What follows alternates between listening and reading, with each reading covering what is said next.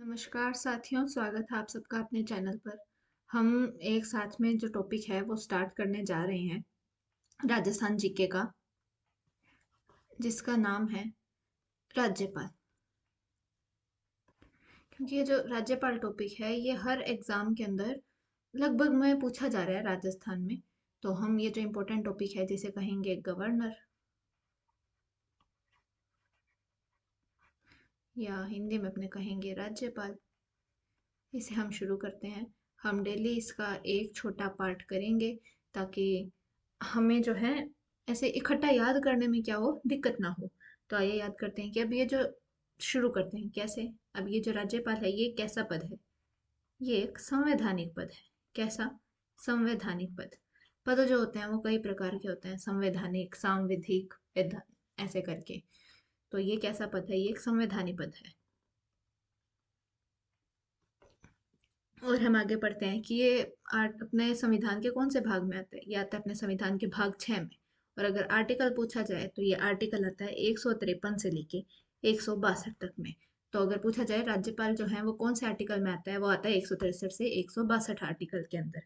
फिर हम पढ़ें कि ये जो राज्यपाल होता है, राज्य का प्रथम नागरिक कहा जाता है राज्यपाल को। राइटिंग पे मुझे एक मेरा अभी जो हाथ है वो सेट नहीं है अपने पेन टैब पर, थोड़ा टाइम लगेगा सेट होने में। तो हो सकता है टाइम के साथ में राइटिंग थोड़ी सेट बैठ जाए। अपनों को मैटर पे ध्यान देना है। तो क्या है कि जो राज्यपाल है ये राज्य का प्रथम नागरिक होता है। जो राज्यपाल होता है वो दोहरी भूमिका निभाता है। कैसी भूमिका निभाता है? दोहरी भूमिका। दोहरी भूमिका कैसे निभाता है कि एक तो ये क्या होता है, राज्य की कार्यपालिका का प्रमुख होता है। राज्य की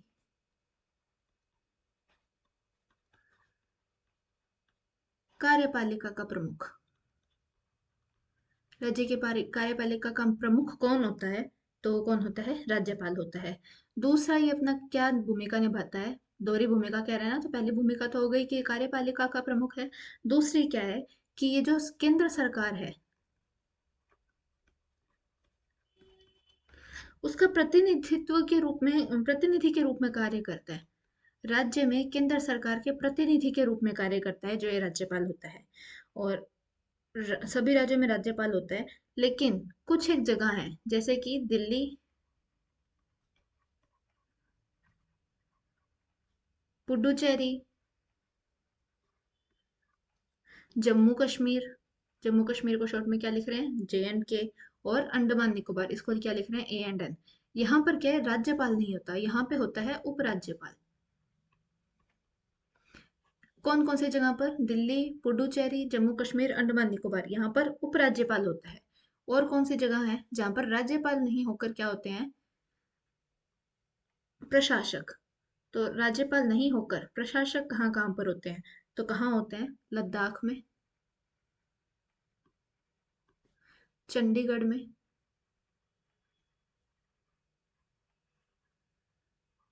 और कहाँ पर? लक्षद्वीप पर।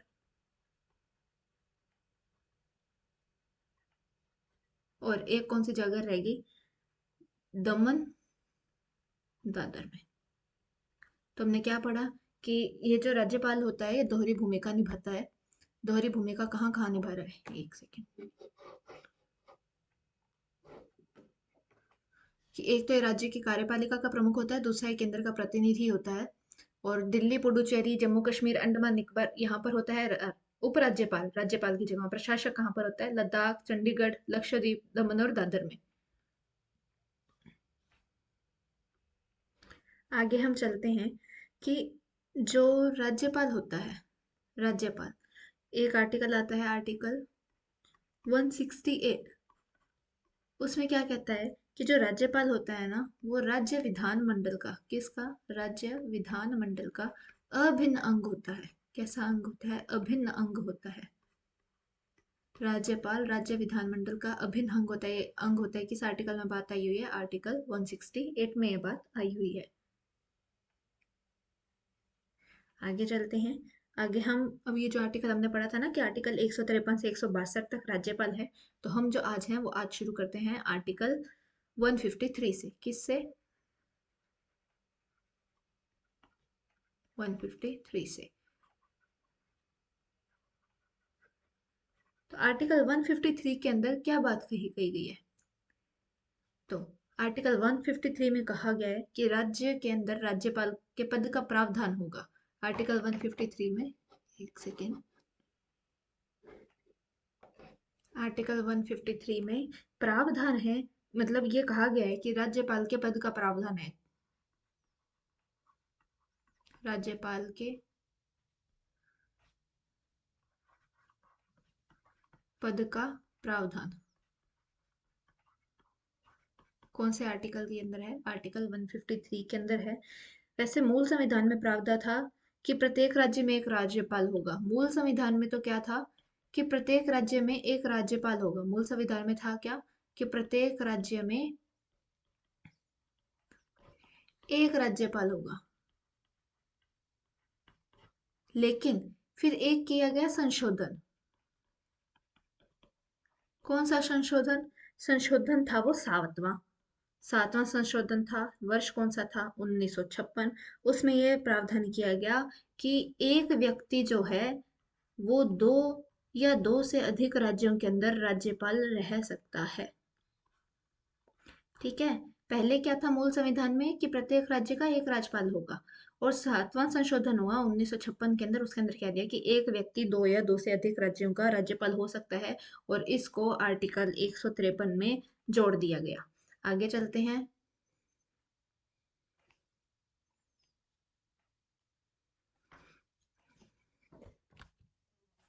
आगे हम पढ़ते हैं कि सातवें संशोधन में प्रावधान किए कौन कौन से गए थे प्रमुख। जो सातवां 1956 का जो कॉन्स्टिट्यूशनल अमेंडमेंट एक्ट था, उसके अंदर प्रावधान किए कौन कौन से गए थे कि एक तो कि राज्यों की जो श्रेणियां थी, A B C D, जो श्रेणियां थी राज्यों की, उन्हें समाप्त कर दिया गया। A B C D जो श्रेणियां हैं समाप्त की गई। क्या? किन्हें? श्रेणियों को समाप्त कर दिया गया। और दूसरा क्या प्रावधान था? दूसरा प्रावधान था कि जो लोकसभा की सीट्स थी, कितनी? 500, उन्हें बढ़ा के कितना कर दिया गया? 525। ये था दूसरा प्रावधान। और तीसरा प्रावधान ये था कि जो राज प्रमुख पद था ना, उसको बदल कर दिया गया राज्यपाल। तो हम राजस्थान के एकीकरण में राज प्रमुख पढ़ते हैं ना, फिर उसको सातवें संविधान संशोधन 1956 में बदल कर दिया गया राज्यपाल। और राजस्थान के जो पहले कहें या अंतिम कहें राज प्रमुख कौन थे? राजस्थान के फर्स्ट या कहें अंतिम, कैसे राज प्रमुख कौन थे? वो थे सवाई मानसिंह।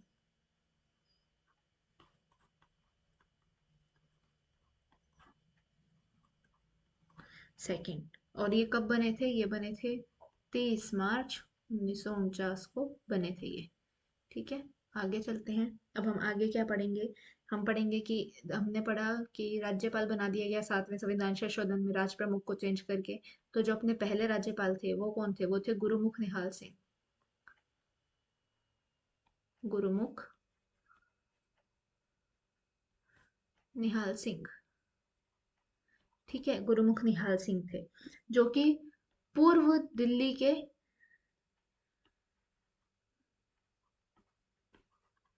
सीएम थे। ठीक है। अभी राजस्थान में जो अभी जो है वो है 45th राज्यपाल। 45th राज्यपाल है कौन है? हरिभाऊ किशन राव बागड़े। हरिभाऊ किशन राव बागड़े। ठीक है। ये है 45वें अपने राज्यपाल। और ये 2014 से 2019 तक महाराष्ट्र की विधानसभा थी। कब से? 2014 से 2019 तक महाराष्ट्र की विधानसभा के अध्यक्ष रह चुके थे। कौन? जो भी अपने वर्तमान में राजस्थान के 45वें राज्यपाल है। कौन? हरिभाऊ किशन राव बागड़े। आगे चलते हैं। आगे हम पढ़ेंगे आर्टिकल, नहीं, अभी बात बाकी है। हमने ऊपर 3 पढ़े थे प्रावधान सातवें संविधान संशोधन के। चौथा प्रावधान क्या है? चौथा प्रावधान ये है कि किसी व्यक्ति को दो या दो से अधिक राज्यों का राज्यपाल जा सकता है, लेकिन जो वेतन होंगे ना, वो फिर राष्ट्रपति डिसाइड करेगा कि भाई किस रेशो के अंदर देना है। मान लो दो राज्यों के अंदर राज्यपाल बना दिया एक आदमी को, तो राष्ट्रपति डिसाइड करेगा कि 50-50 वेतन दिया जाएगा, 45-55 दिया जाएगा, या किस रेशो में दिया जाएगा। तो चौथे के अंदर ये है कि अगर एक व्यक्ति दो या दो प्लस राज्यों का राज्यपाल बनता है ना, तो जो उसके वेतन भत्ते हैं, वेतन भत्ते, उनका अनुपात जो है वो कौन डिसाइड करेगा? अनुपात डिसाइड करेंगे राष्ट्रपति जी। ठीक है। और ये बात जोड़ी कौन से आर्टिकल में गई? यह बात जोड़ी गई 158 के तीसरे पार्ट में, आर्टिकल 158(3) क के अंदर ये बात जोड़ी गई। किसके थ्रू? सातवें संविधान संशोधन अधिनियम 1956 के थ्रू। ठीक है। अब हम आगे पढ़ते हैं आर्टिकल नंबर 154। हमने 153 आर्टिकल पढ़ लिया। 153 आर्टिकल में पढ़ा कि राज्यपाल के पद का प्रावधान है, और मूल संविधान में था कि एक राज्यपाल एक राज्य का होगा, और संविधान संशोधन हुआ सातवां, उसमें कह दिया कि एक व्यक्ति एक से अधिक राज्यों का राज्यपाल हो सकता है। अब हम पढ़ते हैं अगला आर्टिकल। कौन सा है आर्टिकल? आर्टिकल 154।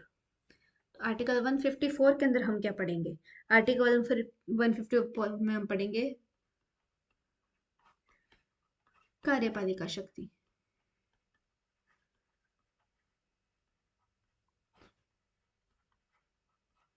कार्यपालिका शक्ति के बारे में पढ़ेंगे। तो 154(1) के अंदर, आर्टिकल 154(1), इसमें क्या बात कही गई है? कि इसमें कही गई है कि राज्य राज्य की कार्यपालिका है उसका संवैधानिक प्रमुख होगा। कार्यपालिका का संवैधानिक प्रमुख कौन होंगे? राज्यपाल होंगे। राज्यपाल क्या होगा? कार्यपालिका का संवैधानिक प्रमुख होगा। ये किस आर्टिकल में बात आई है? ये आई है आर्टिकल 154(1) के अंदर आई हुई है।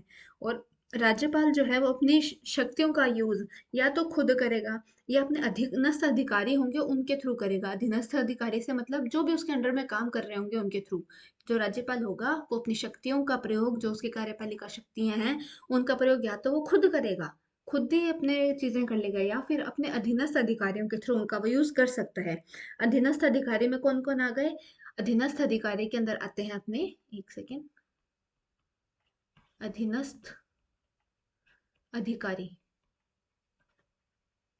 इसमें कौन कौन काउंट होंगे? इसमें काउंट होंगे सीएम, और जो राज्य की मंत्री परिषद होगी वो। कौन? सीएम और राज्य की मंत्री परिषद।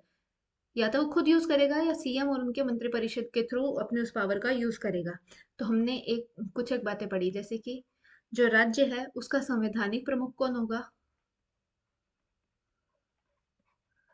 ठीक है। एक हम पढ़ेंगे राजनीतिक प्रमुख कौन होगा, और एक हम पढ़ेंगे प्रशासनिक प्रमुख कौन होगा। ये तीनों अलग अलग होंगे। तो जो हमारा राज संवैधानिक प्रमुख होगा वो होंगे राज्यपाल, राजनीतिक होंगे सीएम यानी कि मुख्यमंत्री, और जो प्रशासनिक होंगे वो कौन होंगे? मुख्य सचिव। आप मुझे कमेंट में बताइए वर्तमान के अंदर तीनों पदों पर राजस्थान में कौन है। आगे हम चलते हैं आर्टिकल 154(2) में। हमने भी पढ़ा 154(1), अभी हम पढ़ेंगे 154(2). तो आर्टिकल 154(2) के अंदर क्या बात की गई है?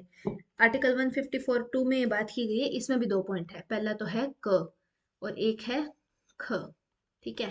क के अंदर तो क्या कहा गया है कि कोई भी विद्यमान विधि है उसके द्वारा कोई भी प्राधिकारी को प्रदान किए गए कार्य राज्यपाल को अंतरित नहीं समझे जाएंगे। कि मतलब है, क में बात है कि कोई भी प्राधिकारी है उसको किए गए जो कार्य हैं वो अंतरित नहीं होंगे, राज्यपाल को अंतरित यानी कि ट्रांसफर नहीं समझे जाएंगे। और ख में बात की गई है कि भाई जो राज्यपाल है ना वो विधानमंडल विधि द्वारा जो भी अधीनस्थ किसी प्राधिकारी को जो है वो कार्य प्रदान कर सकता है। तो इसको मैं यहाँ पर लिखती हूँ, जो कि शब्द होते हैं क्या है? कि किसी विद्यमान विधि द्वारा, विद्यमान विधि द्वारा किसी अन्य प्राधिकारी को, किसी अन्य अन्य प्राधिकारी को प्रदान किए गए कार्य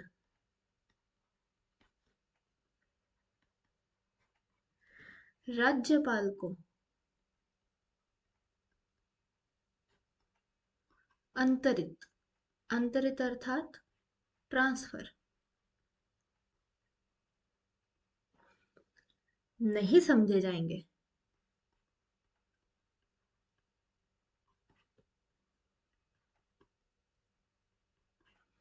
ये तो कह रहा है क में, और ख में क्या कह रहा है? ख के अंदर कह रहा है कि राज्य विधानमंडल विधि द्वारा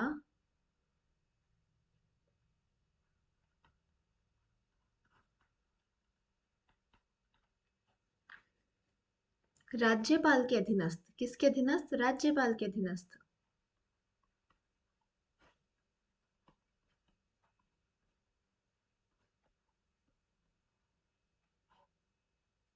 किसी प्राधिकारी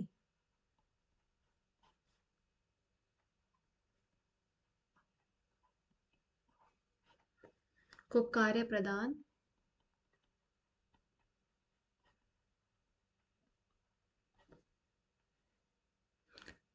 कर सकता है। तो आर्टिकल 154(2) क में क्या है कि किसी विद्यमान विधि द्वारा किसी अन्य प्राधिकारी को प्रदान किए गए कार्य राज्यपाल को अंतरित नहीं समझे जाएंगे। और आर्टिकल 154 ख में क्या कह रहा है? राज्य विधानमंडल विधि द्वारा राज्यपाल के अधीनस्थ किसी प्राधिकारी को कार्य प्रदान कर सकता है। तो ये दो अलग अलग बातें हैं, हमें इन्हें क्या करना नहीं है, मिक्स नहीं करना है। ठीक है। और अब हम आगे कंटिन्यू करते हैं। आगे कंटिन्यू करते हुए हम क्या पढ़ेंगे? आर्टिकल 155 कौन सा पढ़ेंगे?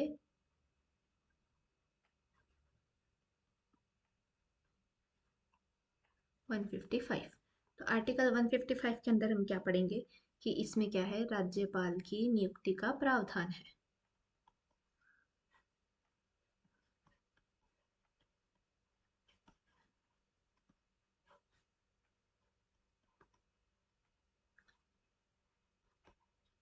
तो सीधा राज्यपाल की नियुक्ति का प्रावधान किसमें है? आर्टिकल 155 के अंदर है। इसके अंदर कहा गया कि राज्यपाल की जो नियुक्ति है वो कौन करेगा? राष्ट्रपति करेगा। और किसकी सिफारिश पर? केंद्रीय मंत्रिपरिषद की सिफारिश पर। नियुक्ति करेंगे कौन? करेंगे कौन? वो करेंगे राष्ट्रपति। किसकी सिफारिश पर? केंद्रीय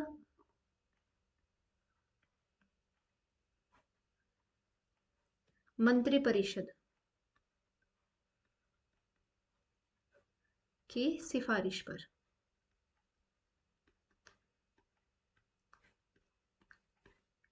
तो राज्यपाल की नियुक्ति का प्रावधान है कौन से आर्टिकल में? आर्टिकल 155 में करेंगे, राष्ट्रपति और केंद्रीय मंत्रिपरिषद की सिफारिश पर करेंगे। अभी संविधान निर्माताओं ने क्या किया था? निर्वाचित जो राज्यपाल है उसकी जो निर्धारणा थी उसको किस कारण से छोड़ दिया था कि जो राज्यपाल है उसको निर्वाचित नहीं करेंगे, उसको नियुक्त करेंगे। किन कारणों से छोड़ दिया था? तो जैसे पहला कारण तो हो गया कि अगर हम राज्यपाल को भी निर्वाचित करेंगे तो राज्यपाल और जो मुख्यमंत्री होगा उन दोनों में आपस में जो होगी वो टकराव की भावना होगी। सीएम और गवर्नर के अंदर आपस में टकराव की भावना होगी अगर दोनों निर्वाचित होंगे।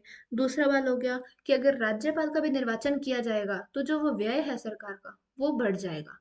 तीसरी क्या बात हुई कि अगर राज्यपाल भी निर्वाचित होता है तो वो क्या करेगा? जिस दल का बहुमत है उसके अकॉर्डिंग कार्य करेगा। मतलब वो निष्पक्ष होकर या तटस्थ होकर बिना बायस्ड हुए वो काम नहीं कर सकता था। मतलब कि वो बायस्ड हो जाएगा, तटस्थ नहीं रहेगा, वो निष्पक्ष नहीं रहेगा वो, अगर वो चुनाव करके आता है।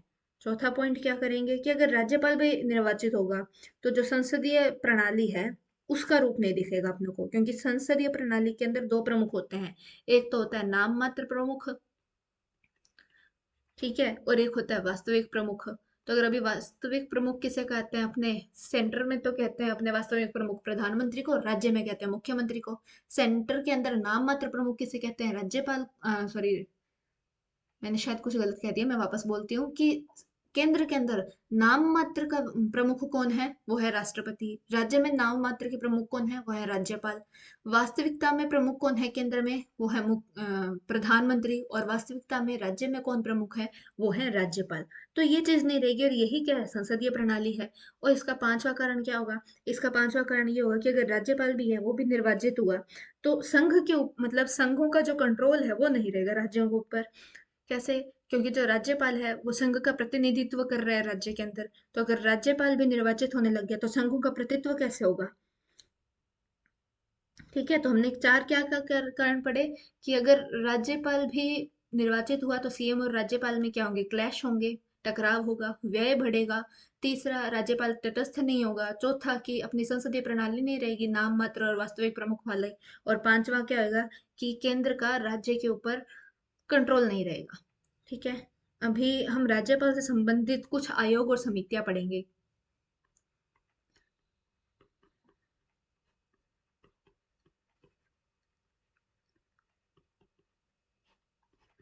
किससे संबंधित? राज्यपाल से संबंधित। तो पहला हम पढ़ेंगे फर्स्ट प्रशासनिक सुधार आयोग।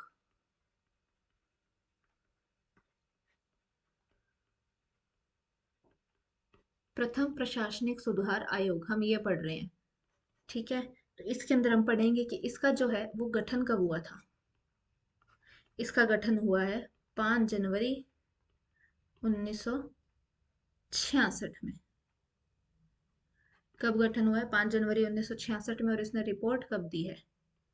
3 साल बाद, 1969 में। ठीक है, इसके अध्यक्ष कौन थे? इसके अध्यक्ष थे मोरारजी देसाई। ये तो इसके अध्यक्ष थे। और इसके सदस्य कितने थे? इसमें जो है वो 4 सदस्य थे। कौन कौन से? तो इसमें 4 सदस्य थे। एक थे इसके के हनुमंथैया। क्या? के हनुमंथैया। दूसरे कौन थे? जीएस पाठक। जीएस पाठक। तीसरे कौन थे? H B Kamath. कौन? H B Kamath. और एक और कौन थे? हरिश्चंद्र माथुर।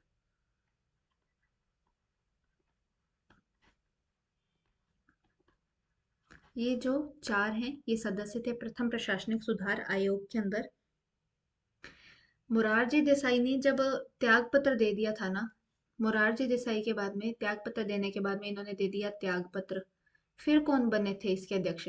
फिर बने थे के हनुमंथैया। इसके अध्यक्ष बन गए थे त्याग पत्र देने के बाद में। पहले कौन थे अध्यक्ष? मोरारजी देसाई थे। गठन हुआ 5 जनवरी 1966 में। रिपोर्ट आई है 1969 के अंदर। सदस्य कौन थे? के हनुमंथैया, जीएस पाठक, एच बी कामत और हरीशचंद्र माथुर। इस आयोग ने क्या की थी? 20 रिपोर्ट पेश की थी। कितनी? 20 रिपोर्ट पेश की थी।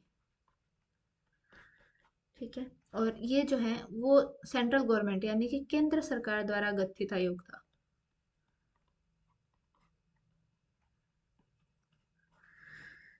इसकी सिफारिशें क्या थी इस आयोग की? अब हम पढ़ेंगे इसकी सिफारिशें।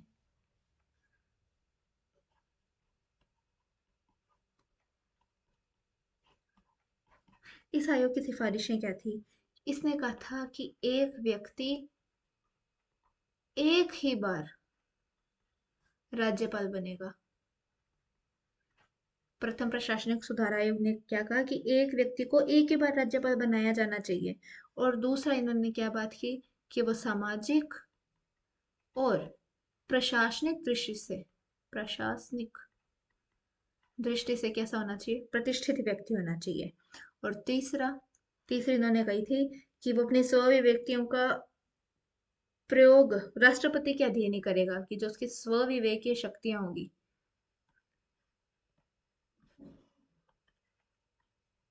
उनका वो यूज करेगा। किसके अंडर में? राष्ट्रपति के अंडर में ही यूज करेगा। ठीक है, और चौथी बात क्या कही थी? कि राष्ट्रपति के लिए एक मार्गदर्शक सिद्धांत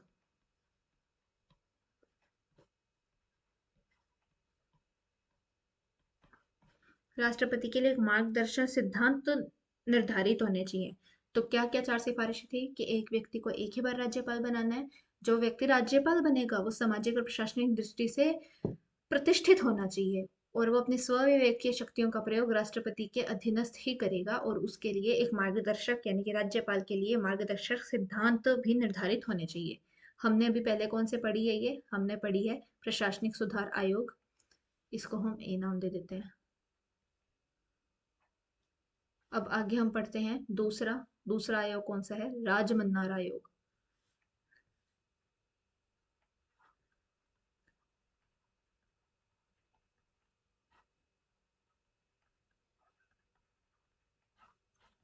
राजमन्नार आयोग।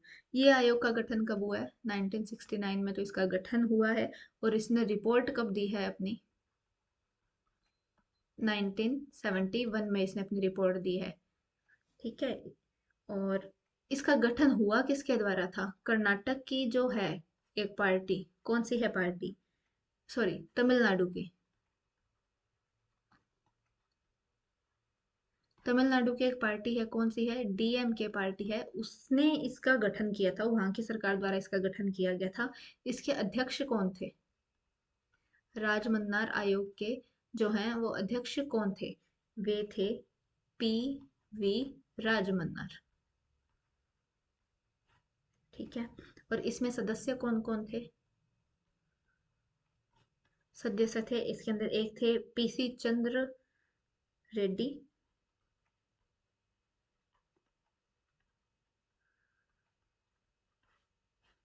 और दूसरे कौन थे? लक्ष्मण स्वामी मुदलियार।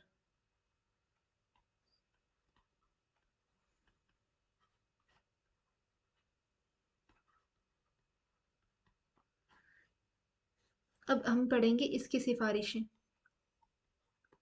हमने पहले पढ़ी थी प्रथम से प्रशासनिक सुधार आयोग की सिफारिशें, अब हम पढ़ेंगे इसकी सिफारिशें। इसने क्या क्या सिफारिशें दी थी? तो इसने सिफारिशें दी थी कि राज्यपाल पद को ही समाप्त कर देना चाहिए। इसने सिफारिश दी कि राज्यपाल पद समाप्त। इसने एक तो ये सिफारिश दी। दूसरी सिफारिश दी कि अगर हम नियुक्ति करते हैं तो उस राज्य के मुख्यमंत्री से यानी कि सीएम से परामर्श करना होगा। जिस राज्य में हम जो है वो गवर्नर को राज्यपाल नियुक्त कर रहे हैं, वहां से वहां के सीएम से हमें परामर्श करना होगा। और तीसरा है, जो राज्यपाल है उसको समान राजनीतिक परिस्थितियों में समान निर्णय लेना चाहिए, कि कैसे भी परिस्थितियां हो उसे समान निर्णय लेना होगा। तो हमने राजमन्नार कमेटी में क्या पढ़ा कि इसका गठन कब हुआ? 1969 में। रिपोर्ट इसने दी 1971 में। इसका गठन किया किसने है? तमिलनाडु की डीएम के सरकार ने। इसके अध्यक्ष कौन थे? पीवी राजमन्नार। सदस्य थे इसके दो, कौन? पीसी चंद्र रेड्डी और लक्ष्मण स्वामी मुदालियर। इसकी सिफारिशें क्या थी? एक थी कि राज्यपाल का पद ही समाप्त कर दो। दूसरा था कि सीएम से परामर्श लेनी है। और तीसरा था कि कैसे भी राजनीतिक परिस्थितियां हो उसे समान निर्णय लेना होगा। किसे? राज्यपाल को। अब हम पढ़ते हैं तीसरी समिति। तीसरा है सरकारी आयोग।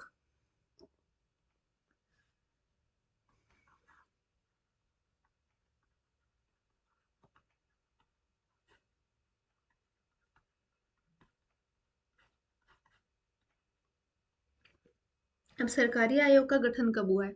इसका गठन हुआ है 9 जून 1983 को। किसके द्वारा? केंद्र सरकार द्वारा। केंद्र सरकार ने इसका गठन किया है। कब किया है? 9 जून 1983 को किया है। इसने अपनी रिपोर्ट कब दी है? 1983 में तो इसका गठन हुआ है, और सितंबर 1987 में। कब? सितंबर 1987 में इसने अपनी जो है वो रिपोर्ट दे दी। अब रिपोर्ट जो है वो प्रकाशित कब हुई है? इसकी रिपोर्ट प्रकाशित हुई है जनवरी 1988 के अंदर। ठीक है। आगे हम पढ़ेंगे कि इसके अध्यक्ष थे कौन। सरकारी आयोग जो था जिसका गठन हुआ है 1983 में, इसके अध्यक्ष कौन थे? इसके अध्यक्ष थे रणजीत सिंह।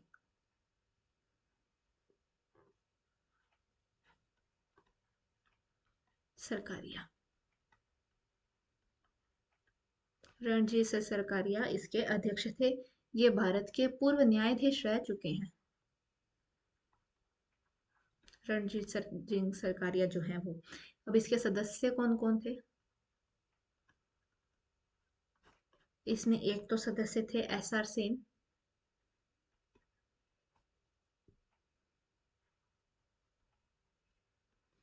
और दूसरे कौन थे? बी शिवरमन। बी शिवरमन। ठीक है।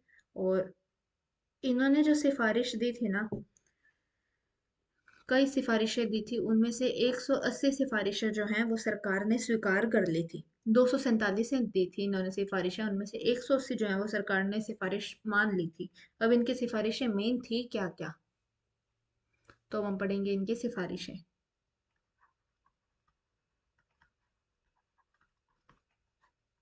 इनकी सिफारिशें थी क्या क्या, कि जो सक्रिय राजनीति से जुड़ा हुआ आदमी है ना, उसे राज्यपाल नहीं बनाना। कि सक्रिय राजनीति से जुड़ा, मतलब अपने डायरेक्टली बात करें तो वो सक्रिय राजनीति से जुड़ा नहीं होना चाहिए जो राज्यपाल बनेगा।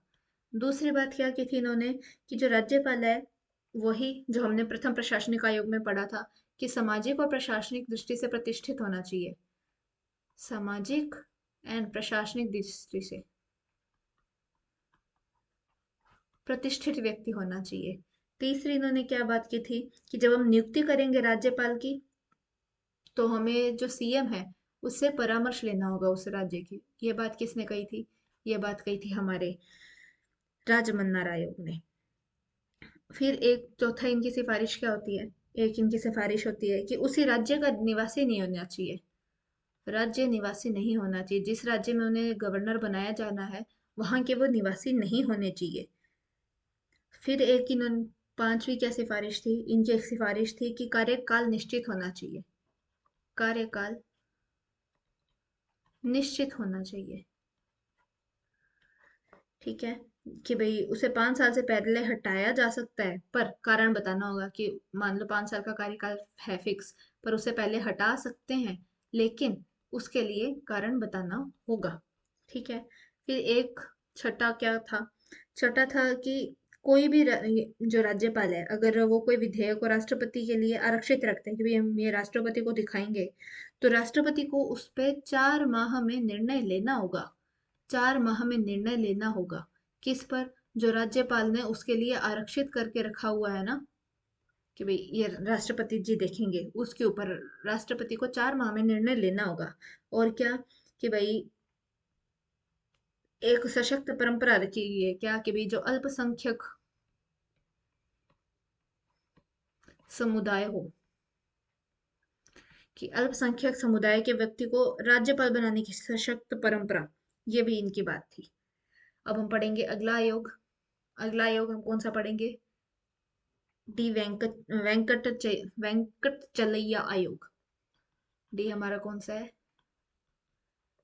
वेंकट चलैया आयोग। वापस से कह रही हूँ, राइटिंग पे मत जाना, कुछ टाइम लगेगा मेरा हाथ सेट होते हुए। इसका गठन कब हुआ है? इसका गठन हुआ है 5 फरवरी 2000 को। और इन्होंने रिपोर्ट कब दी है?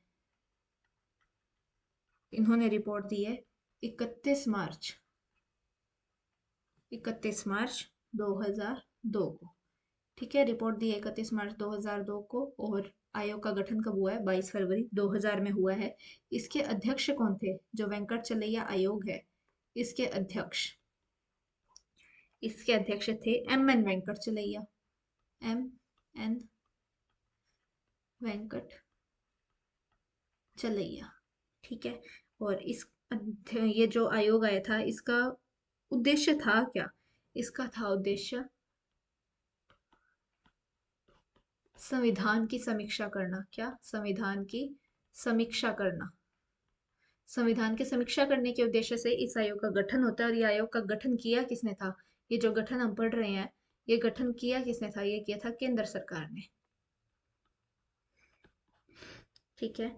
एक हम अब आगे आगे आयोग पढ़ते हैं, वो है पुंछी आयोग। ई कौन सा आयोग है हमारा?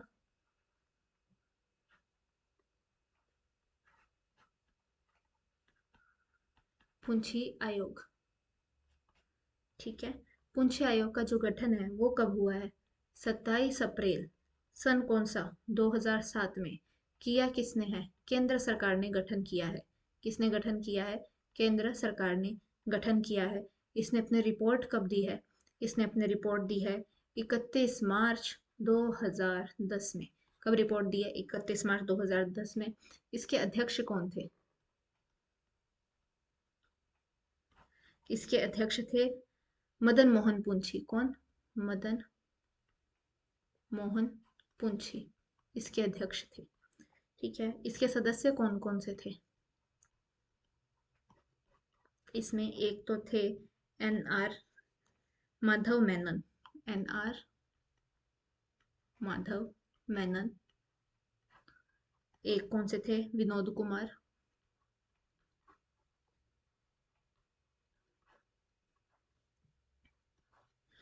और कौन थे? धीरेन्द्र सिंह।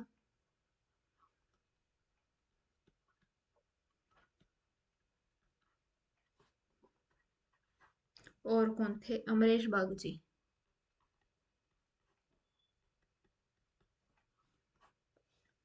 और 2008 के अंदर जब मतलब ये अमरीश बागची हैं, ये 2008 के अंदर जो हैं वो एक्सपायर हो गए थे।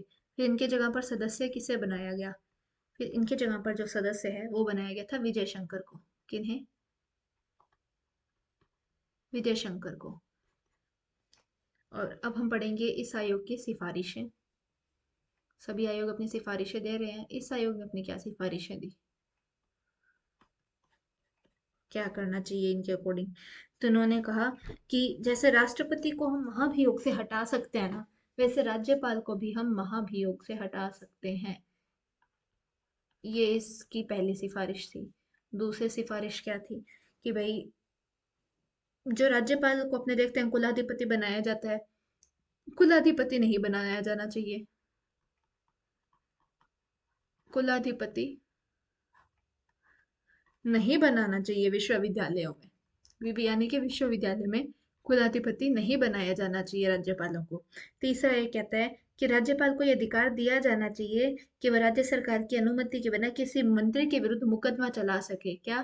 कि राज्य सरकार की अनुमति के बिना। राज्य सरकार, अब यहाँ करो उसका मतलब है कि अनुमति नहीं चाहिए। बिना अनुमति के वो क्या कर सकता है? किसी मंत्री के खिलाफ मुकदमा चला सकता है। इतनी जो छूट है वो राज्यपाल को देनी चाहिए। ये क्या कहता है कि अखिल भारतीय सेवाओं का, जैसे कि आईईएस, आईजेएस, इनका सृजन करना चाहिए। एक ये सिफारिश होती है पुंछी आयोग की। एक ये सिफारिश करता है कि कार्यकाल निश्चित होना चाहिए। किसका कार्यकाल निश्चित होना चाहिए? राज्यपाल का। और एक इसने क्या कहा था कि अंतरराज्यीय जो परिषद है, क्या? अंतरराज्यीय परिषद, ये इसे सुदृढ़ किया जाना चाहिए, मजबूत किया जाना चाहिए। ये बात कही पुंछी आयोग ने। अभी इस अंतरराज्यीय परिषद के बारे में बताती हूँ कि आर्टिकल 263 के अंदर है ये बात कि इसका गठन कौन करेगा। मतलब जो अंतरराज्यीय परिषद है इसका गठन कौन करेगा? इसका गठन करेगा राष्ट्रपति। कौन से आर्टिकल बाद में बात है? ये आर्टिकल 263 के अंदर है। और अध्यक्ष कौन होगा इसका? अध्यक्ष होंगे इसके प्राइम मिनिस्टर, यानी कि प्रधानमंत्री।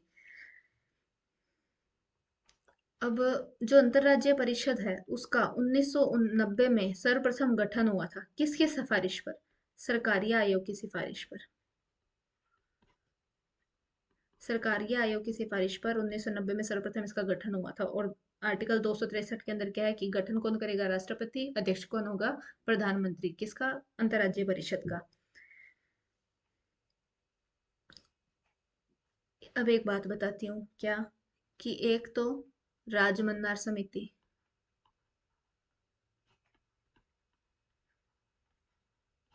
कब गठन हुआ था इसका? 1969 में।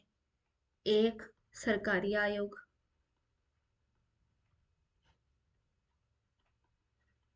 इसका गठन कब हुआ था? 1983 में। और एक पुंछी आयोग, इसका कब गठन हुआ था? 2007 में।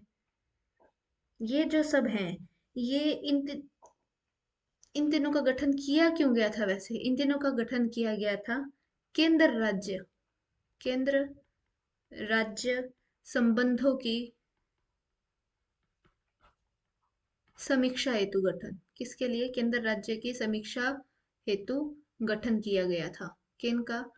राजमन्दार समिति का, सरकारी आयोग का और पुंछी आयोग का। तो अभी तक हमने जितना पढ़ लिया है हम उसको एक बार दोबारा रिकॉल करते हैं। तो हमने पढ़ा आज राज्यपाल के बारे में। तो राज्यपाल के अंदर हमने स्टार्टिंग में पढ़ा है कि जो, एक सेकेंड,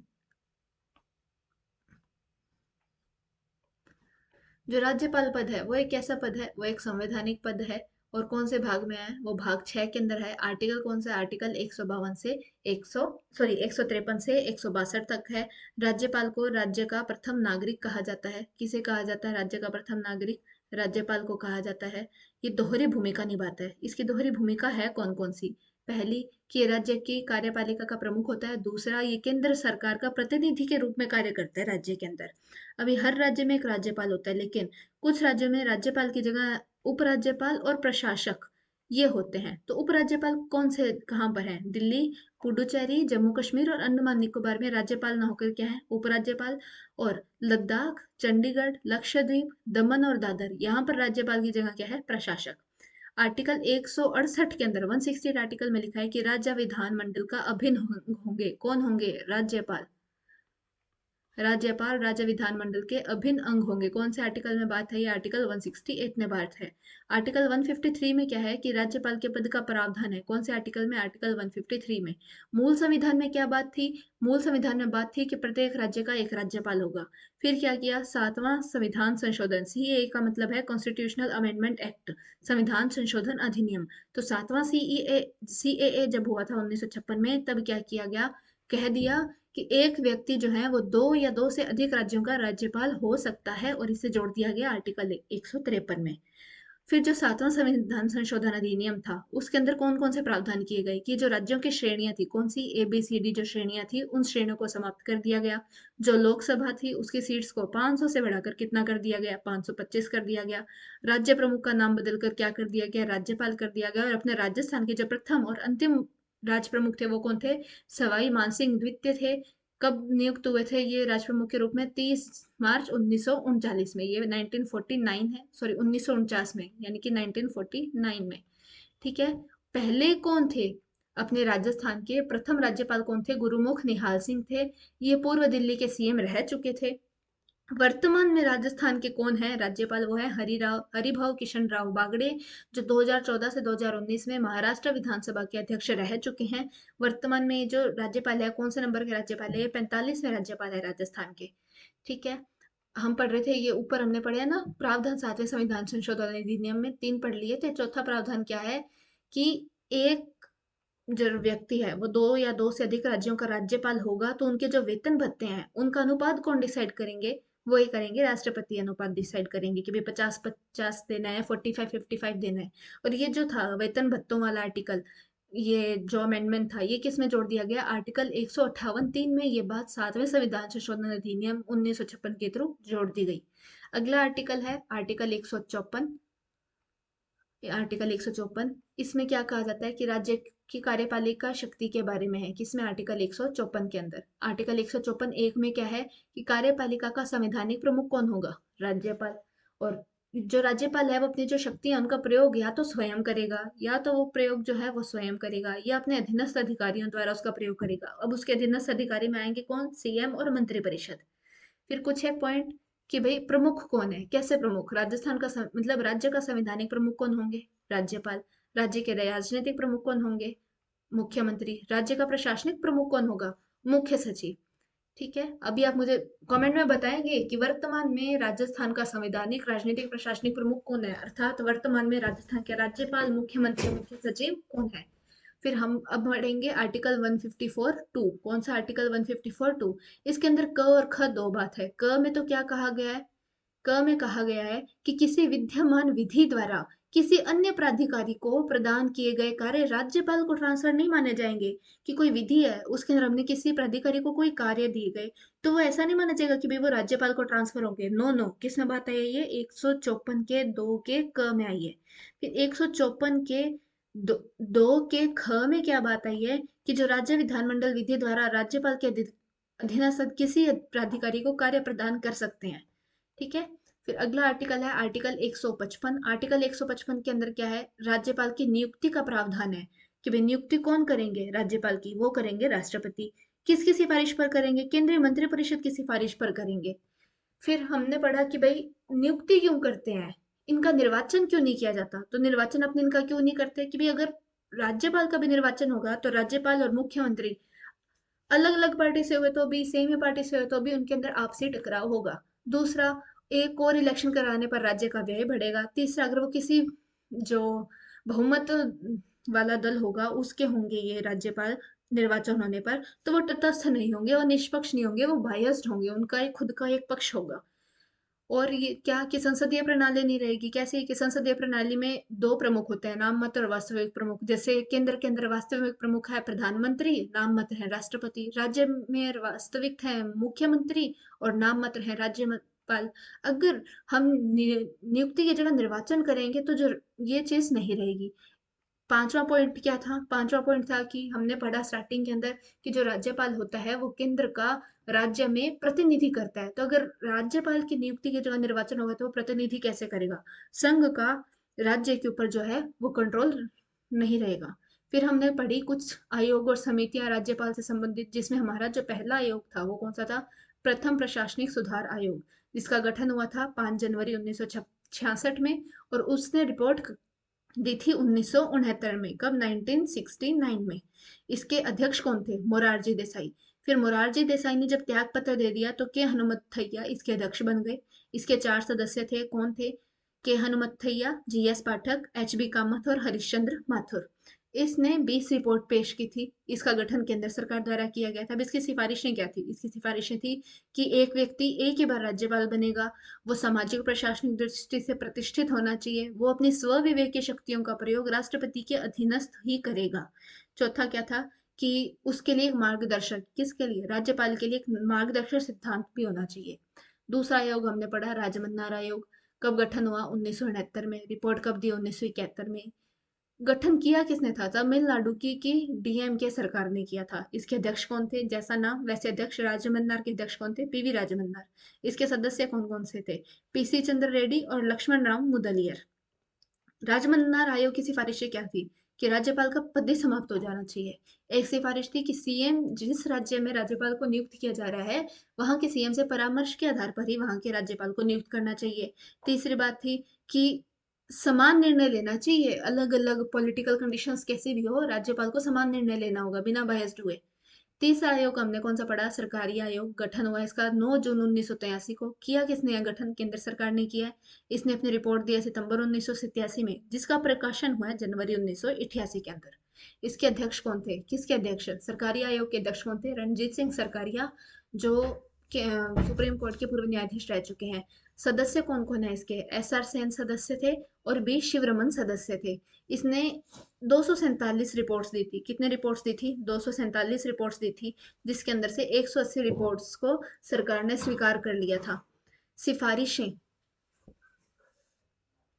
सिफारिशें इसकी सिफारिशें क्या क्या थी? एक थी सिफारिश कि सक्रिय राजनीति से जुड़े हुए व्यक्ति को नहीं बनाना है राज्यपाल। जो राज्यपाल बन रहा है वो सक्रिय राजनीति से जुड़ा हुआ नहीं होना चाहिए। दूसरा, कि वो सामाजिक और प्रशासनिक दृष्टि से प्रतिष्ठित होना चाहिए। तीसरा, जिस राज्य में उसे बनाया जा रहा है उस राज्य के सीएम से परामर्श लेना होगा कि भाई हम इसे बना रहे हैं। चौथा, कि उस राज्य का निवासी नहीं होना चाहिए जहां पर उसे गवर्नर जो है वो बनाया जा रहा है। जिस राज्य में उसे गवर्नर बनाया जा रहा है वहां का निवासी नहीं होना चाहिए। पांचवा, कार्यकाल निश्चित होना चाहिए उसका, और अगर हम उसको 5 वर्ष से पहले हटा रहे हैं तो हटाने का हमें उसका क्या होगा? कारण देना होगा। छठा, कि जो राज्यपाल है वो राष्ट्रपति के लिए कोई निर्णय जो है उसको आरक्षित करके रख रहे हैं कि भाई राष्ट्रपति जी देखेंगे, तो जो राष्ट्रपति है वो उसे 4 माह में उसको निर्णय देंगे उस चीज के ऊपर। साथ है कि अल्पसंख्यक समुदाय के व्यक्ति को ही गवर्नर बनाने का क्या है, एक परंपरा से रही है। अगला आयोग है चौथा आयोग है वेंकट चलैया आयोग, जिसका गठन हुआ है 22 फरवरी 2000 के अंदर। रिपोर्ट दी है इसने 31 मार्च 2022 2002 में, सॉरी। इसके अध्यक्ष कौन थे? जैसा नाम वैसे अध्यक्ष, एम एन वेंकट चलैया। गठन किया इसका केंद्र सरकार ने। इसका उद्देश्य क्या था? संविधान की समीक्षा वेंकट चलैया आयोग का उद्देश्य था। फिर है पुंछी आयोग, 27 अप्रैल 2007 में इसका गठन हुआ है। किसने किया है? केंद्र सरकार ने गठन किया है। रिपोर्ट कब दी थी? 31 मार्च 2010 को। अध्यक्ष थे इसके मदन मोहन पुंछी, नाम वैसे ही अध्यक्ष। पुंछी आयोग, मदन मोहन पुंछी। इसके सदस्य कौन कौन थे? N R Madhav Menon, Vinod Kumar, Dhirendra Singh, Amaresh Bagchi. अमरेश बागची का क्या हुआ? 2008 में निधन हो गया, वो एक्सपायर हो गए 2008 के अंदर। तो उनकी जगह पर कौन आ गए? विजय शंकर। ये जो पुंछी आयोग है, इसने कौन कौन सी सिफारिशें दी? इसने एक तो सिफारिश दी कि जैसे राष्ट्रपति को महाभियोग से हटा सकते हैं, वैसे राज्यपाल को भी हटाना चाहिए। दूसरा, कि विश्वविद्यालयों का कुलाधिपति नहीं बनाना है राज्यपाल को। तीसरा, कि राज्य सरकार की परमिशन की जरूरत नहीं होनी चाहिए राज्यपाल को कि भाई वो किसी मंत्री के ऊपर मुकदमा चलाए किसी बात को लेकर, तो उसे राज्यपाल की परमिशन नहीं लेनी पड़े। चौथा, कि अखिल भारतीय सेवाएं जैसे कि आईएएस आईजेएस, इनका सृजन का इसने मत दिया। पांचवा, कि कार्यकाल निश्चित होना चाहिए राज्यपाल का, ये कहा पुंछी आयोग ने। छठा, कि अंतरराज्यीय परिषद जो है वो सुदृढ़ होनी चाहिए, ये इसने दिया। जो अंतरराज्यीय परिषद है उसका गठन हुआ था 1990 में सर्वप्रथम। किस आयोग की सिफारिश पर? सरकारी आयोग की सिफारिश पर। और आर्टिकल 263 के अंदर दे रखा है कि जो गठन है अंतरराज्यीय परिषद का वो कौन करते हैं? राष्ट्रपति। और अध्यक्ष कौन होते हैं? पीएम होते हैं इसके अध्यक्ष। फिर लास्ट के अंदर हमने पढ़ा कि ये जो समिति हमने पढ़ी, कौन कौन सी समिति हमने पढ़ी? एक सेकेंड। राजमन्नार समिति, सरकारिया आयोग और पुंछी आयोग, जिसमें राजमन्नार समिति का गठन कब हुआ? 1969 में। सरकारिया आयोग का 1983 में और पुंछी आयोग का 2007 में।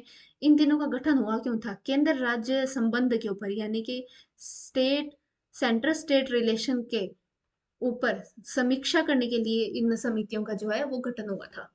तो काफी वीडियो लंबी हो गई है आज की। अब हम इससे पढ़ेंगे बाकी के राज्यपाल को अगले पार्ट में। तब तक के लिए जय हिंद, जय भारत। पढ़ते रहिए, पढ़ाते रहिए।